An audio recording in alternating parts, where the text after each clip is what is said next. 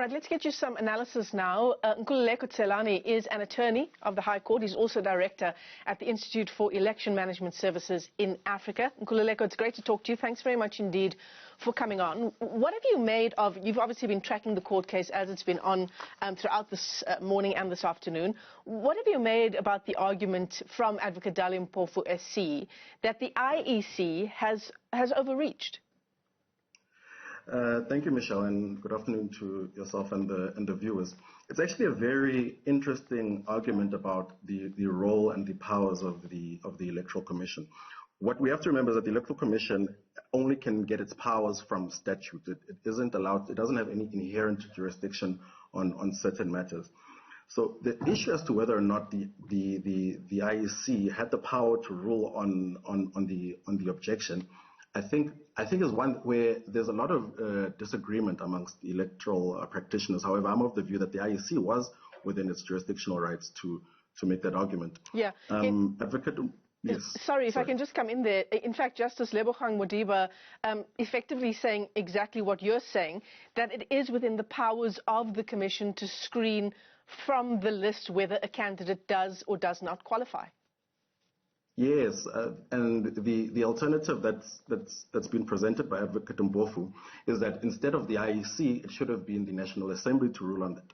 Now, that's not something that's happened in the past, and there isn't a practice of the National Assembly at that point rejecting a candidate based off of the Constitution. So I believe it's a wrong interpretation of the law and the wrong interpretation of the way that the objection is lodged. Yeah, and just judging from some of the questions being asked from the judges who are sitting in on this case, it does give the impression that they seem to agree. What do you make of the argument then, just in terms of the election and the infringement on the rights of the average voter? Because, you know, with our electoral system, of course, we don't vote for a particular person, so to speak. We're not the first past the post system.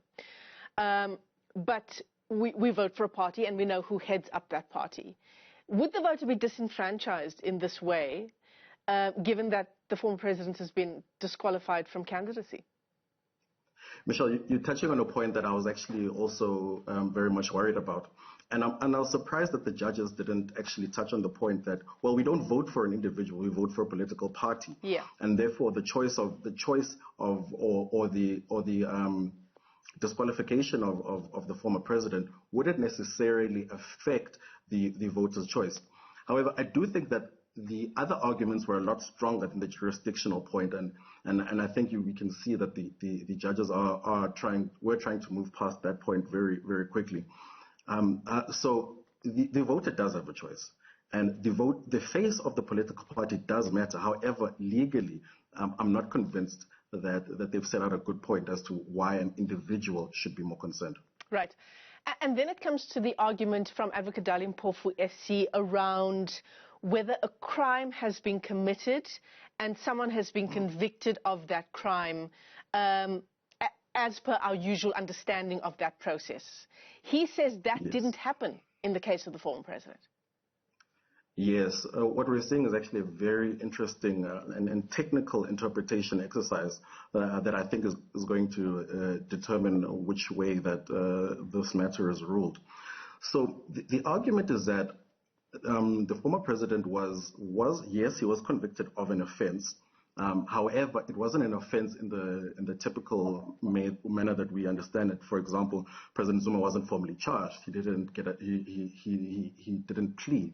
And also, what was also noted in the Concord judgment is that he had no right to appeal the judgment. So contempt of court is what we call a sui generis type of offense. Sui generis meaning it's of its own kind. It's not really civil, it's not really criminal. It's a mixture of the two.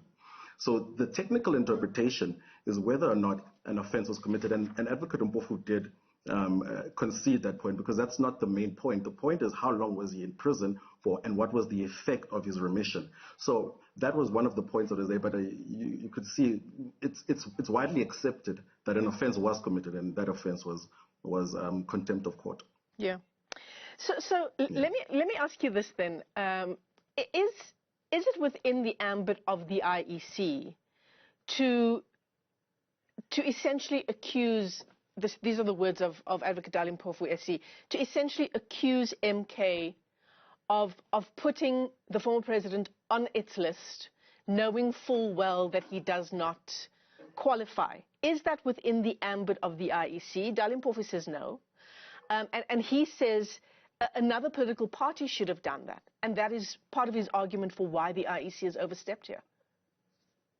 Well, not quite. His argument is not that the IEC. His argument was that the IEC is essentially defending the matter, and it should be another political party or another member, or as the IEC is supposed to be independent. But that's not necessarily correct. So what's happened in this case is that an objection was made to the candidacy of President Zuma. The IEC did not raise it on their own account. The IEC then has to rule on that objection. And once that's been done, the IEC has made a decision. So what's being taken to the electoral court is the decision of the IEC. And it's the duty of the IEC to then defend its decision, because it must prove that once again, they're exercising a public power. So they must prove that it was rational, that it was well considered, and that their decision, as far as they're concerned, was the correct decision. So that criticism is unfortunately not one which holds much water. I see. We're waiting for court to begin now. There's a comfort break that was meant to be over by 10 to 1. So I'm going to try and keep our conversation going until that happens. These are live visuals coming to us from the court. You can see the judges' seats are still empty there. These are, of course, also outside pictures, pictures outside the High Court in Johannesburg, people in support of the former president and this case that was brought by the MK Party on behalf of the president. So we're getting you the sense of both inside and outside court. Lots and lots of support for the former president and the Umkhonto we Sizwe party as well. Nkululeko, if we talk about, the merits of the case, the importance of various aspects of the case, Advocate Dali Mpofu SC, what he tells us is that it's all around whether, in fact, the IEC has the authority in terms of Section 47. Of course, Dali Mpofu is saying the IEC does not have this authority, but instead it has to go back to the National Assembly. It has to go back to Parliament. How would you read that kind of argument? Look, I think so. That argument was not necessarily on the merits. It's a preliminary point that obviously they're arguing, and I had hoped that they didn't persist on it too much, because it is one of the weaker points. What I would have liked to see, because this is not the first time a similar matter has come in front of the electoral court. In 2009, the Freedom Front Plus had objected to the candidacy of Winnie Mandela. Mm-hmm. And in that case, the court did make a very clear ruling on the interpretation of Section 41E. So I was a bit surprised that we haven't seen that, because on that alone, probably not alone, but on that interpretation of the court, it should give Jacob Zuma a candidacy in the upcoming elections.